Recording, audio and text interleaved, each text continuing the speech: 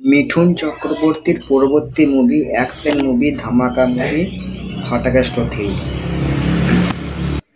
এবার এই মুভিতে মিঠুন চক্রবর্তী অ্যাকশন করতে পারবে কিনা সেটাই দেখার বিষয়। তার কোনো একটা কারণ আমি বলছি মিঠুন চক্রবর্তী কেন অ্যাকশন করতে পারবে না। এটার একটা কারণ হলো কামাল হাসান যদি অ্যাকশন করতে পারে এই বয়সে এসেও, রজনীকান্ত যদি অ্যাকশন করতে পারে এই বয়সে এসেও, তাহলে মিঠুন চক্রবর্তী কেন পারবে না? এটা হলো নাম্বার 1 কারণ। আর মিঠুন চক্রবর্তী ফাটাকাস্ট যে ফ্র্যাঞ্চাইজিসগুলো, ফাটাকাস্ট, এমএলএ ফাটাকাস্ট, মিনিস্টার ফাটাকাস্ট, এই মুভিগুলো খুব সুন্দর মুভি। আর এরকমই মুভি ফাটাকাস্ট 3। অবশ্যই মিঠুন চক্রবর্তী অ্যাকশন করতে পারবে। আর মিঠুন চক্রবর্তীকে ভালো করে যদি ইউজ করা হয় তাহলে নিশ্চয়ই মুভিটা ভালো হবে।